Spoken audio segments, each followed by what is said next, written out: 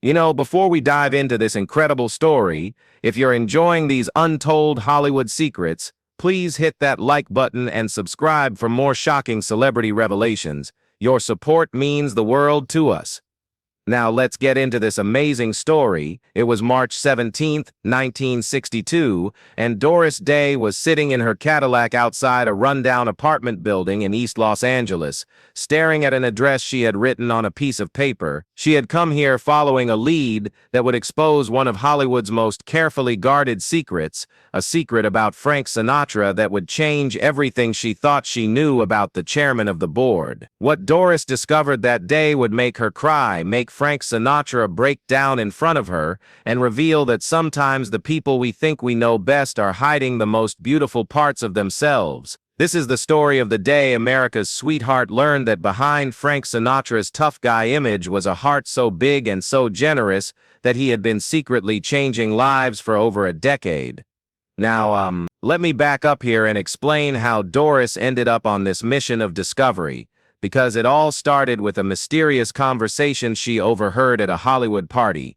The party was at producer David Selznick's Beverly Hills mansion, and all of Hollywood's elite were there: directors, studio heads, and of course members of the legendary Rat Pack. Doris had been mingling with the other guests when she noticed Frank Sinatra in an intense conversation with a man she didn't recognize, a middle-aged Latino gentleman in a simple suit who looked completely out of place among the Hollywood glamour. What caught Doris's attention wasn't the conversation itself but the expression on Frank's face. This wasn't the cocky, confident Frank Sinatra that everyone knew. This was a man who looked genuinely concerned, almost vulnerable as he listened intently to what the stranger was saying. "I don't know how much longer we can keep this up, Mr. Sinatra," she heard the man say as she walked past. "The families are depending on you, but the needs keep growing." Frank's response was quiet but firm.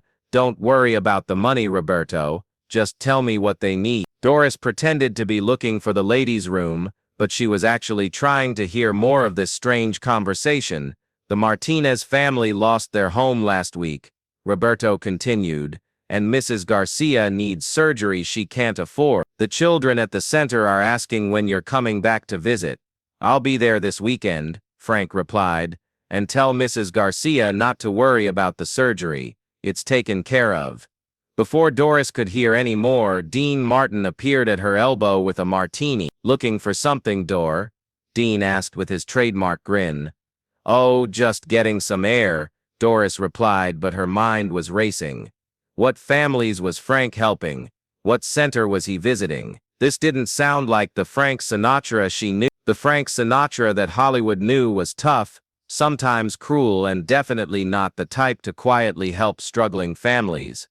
Actually, let me tell you about what Doris thought she knew about Frank Sinatra, because it makes what she discovered even more shocking. Like most people in Hollywood, Doris had heard all the stories about Frank's darker side, his alleged connections to organized crime, his explosive temper, his treatment of reporters and photographers, his reputation for being ruthless in business dealing. Frank was someone you respected but also feared a little, Doris had told friends. He could make or break careers with a phone call, and he wasn't shy about using that power. But the conversation she had overheard suggested a completely different side of Frank, a side that was apparently helping families and visiting children. Doris couldn't get it out of her mind. Over the next few weeks, she began paying closer attention to Frank's schedule and movements, trying to piece together what he might be doing in his spare time. She noticed that every Saturday, Frank would disappear for several hours. His publicists always said he was taking meetings or working on new material, but Doris began to suspect there was more to it. Then one afternoon at the studio commissary, Doris overheard Frank's assistant making a phone call. "Yes, Sinatra will be there Saturday at 2 p.m., the assistant was saying. "And he's bringing the musical instruments he promised the children." Musical instruments? Children? This was definitely not a business meeting. Doris made a decision that would change her entire perception of one of Hollywood's most complex figures. She was going to follow Frank Sinatra and find out what he was really doing on his mysterious Saturday disappearances. Don't forget to comment below and let us know what other Hollywood secrets you'd like to hear about. The following Saturday, Doris positioned herself in her car outside Frank's Palm Springs home and waited. At exactly 1:30 p.m., Frank emerged from his house carrying several boxes and loaded them into his car. Doris followed at a discreet distance as Frank drove through Palm Springs, then onto the highway heading toward Los Angeles. But instead of going to the wealthy neighborhoods of Beverly Hills or Hollywood, Frank's car headed east, into some of the poorest areas of the city. Finally, he pulled up in front of a modest building with a sign that read Casa de Esperanza, Community Center. Doris parked across the street and watched in amazement as Frank Sinatra, one of the most famous men in the world, was greeted by dozens of children who came running up to him like he was their favorite uncle. "Señor Frank! Señor F—" they called out in English and Spanish, surrounding him with hugs and excited chatter. Frank's entire demeanor changed. The tough, intimidating superstar became a gentle, patient man who knelt down to talk to each child individually, remembering their names and asking about their family. Doris watched through tears as Frank unpacked the boxes from his car. They were filled with musical instruments, art supplies, books, and toys. But this wasn't just a one-time charity visit. For the next 3 hours, Frank Sinatra taught music lessons to the children, helped serve lunch to their families, and sat with elderly community members, listening to their stories and concerns. This wasn't a photo opportunity or a publicity stunt. There were no cameras, no reporters, no publicists. This was just Frank Sinatra spending his Saturday afternoon with people who needed him. When Frank finally prepared to leave, Doris saw something that made her heart break. A little girl, maybe 6 years old, tugged on Frank's jacket and handed him a drawing she had made. A picture of a man in a hat labeled Señor Frank es mi jefe. Frank knelt down, took the drawing with the reverence most people reserve for priceless artwork, and hugged the little girl so gently that Doris had to wipe tears from her eyes. That's when Doris made a decision that would lead to one of the most emotional confrontations in Hollywood history. She was going to ask Frank directly about what she had witnessed. The next Monday, Doris called Frank's office and asked if she could speak with him privately. They arranged to meet at Frank's favorite restaurant in Beverly Hills, a quiet place where they could talk without being overheard. When Doris arrived, Frank was already waiting in a corner booth, looking every inch the confident superstar in his perfectly tailored suit. "Dor baby, what's on your mind?" Frank asked with his usual swagger. Doris took a deep breath. "Frank, I need to ask you about something, and I want you to be honest with me." Frank's expression became guarded. "Shoot. I followed you on Saturday," Doris said simply. The color drained from Frank's face. For a moment, the confident chairman of the board was replaced by a man who looked genuinely vulnerable. "You followed me where?" Frank asked quietly. "To Casa de Esperanza," Doris replied. "I saw you with the children, with the families. I saw you teaching music and serving lunch and—" "Frank, why didn't you ever tell anyone about this?" Frank was silent for a long moment, staring down at his hands. When he finally looked up, there were tears in his eyes. "Because," Frank said, his voice breaking, "if people knew about this, it would ruin everything." Actually, let me tell you about what Frank told Doris next, because it revealed a side of him that no one had ever seen. Frank began, "You know the reputation I have in this town, tough guy, connected, someone you don't mess with." Doris nodded. "That reputation protects me, but it also protects the people I help. If word got out that Frank Sinatra was regularly visiting a community center in East LA, what do you think would happen?"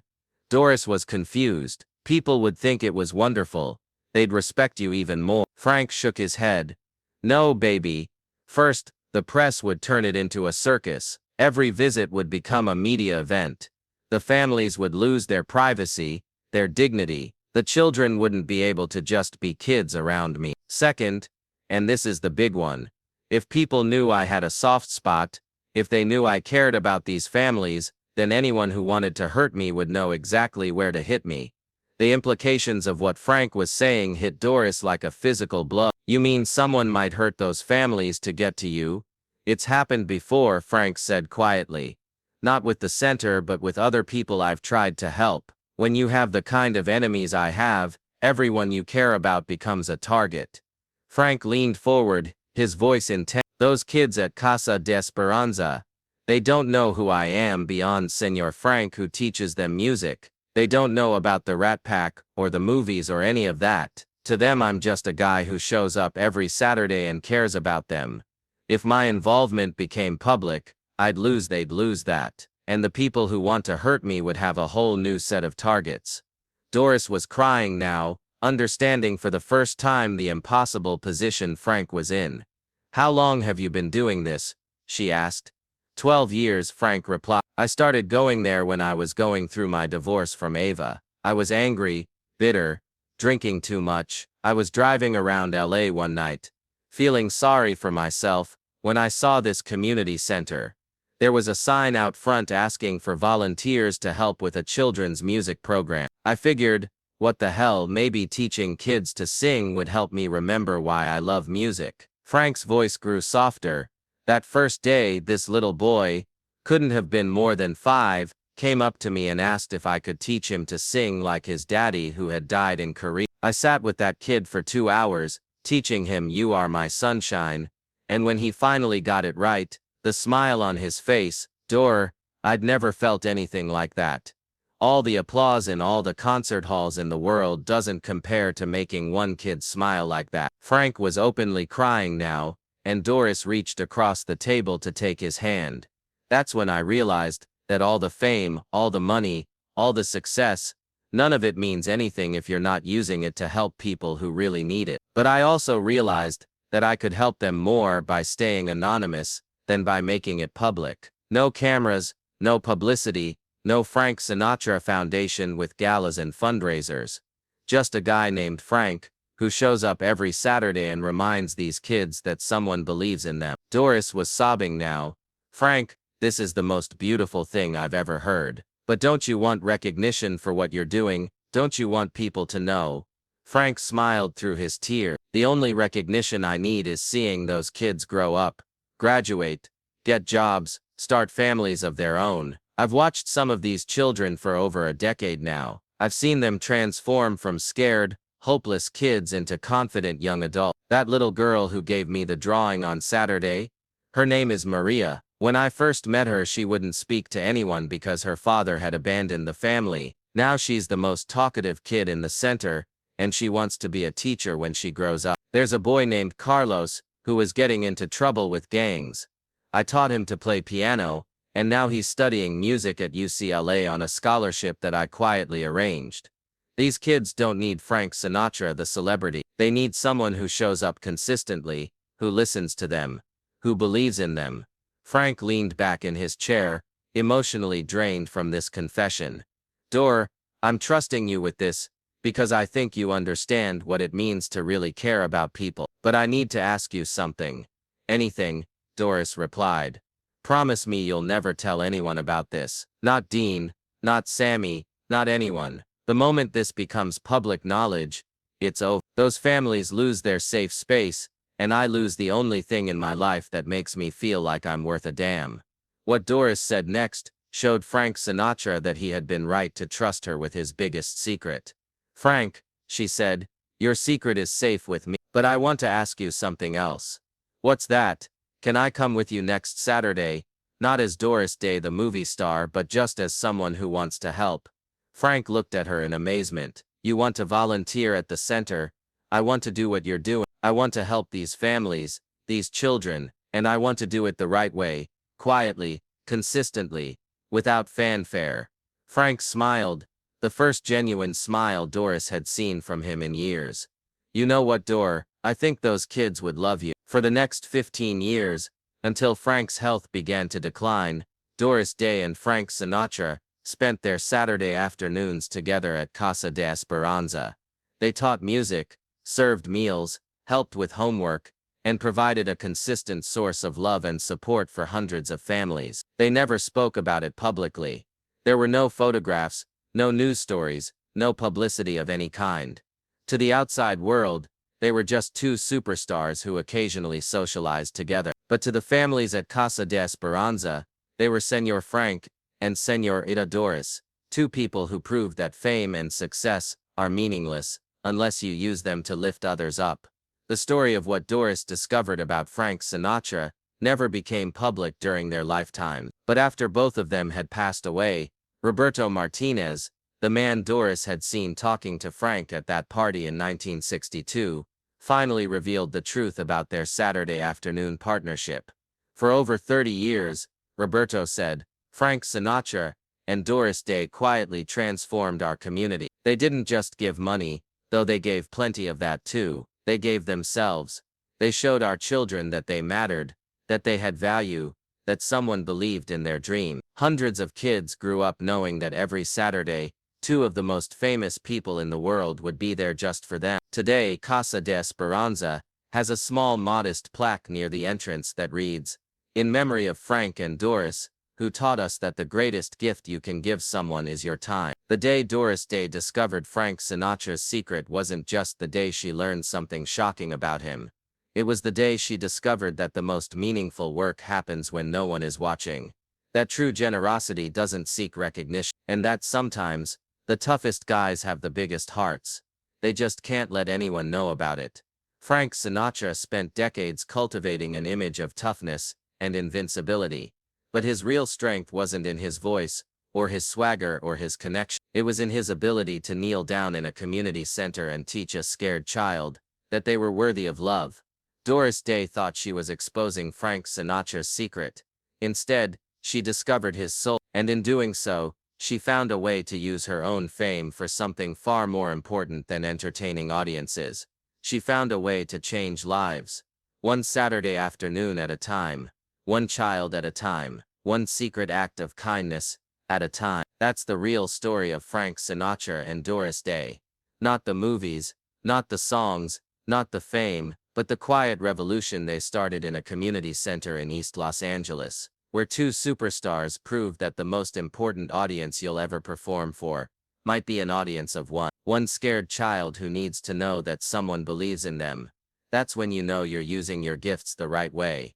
When the only recognition you need is a crayon drawing that says, "You are my hero," in any language, from any child who just needed someone to show up and mean it, week after week, year after year, forever.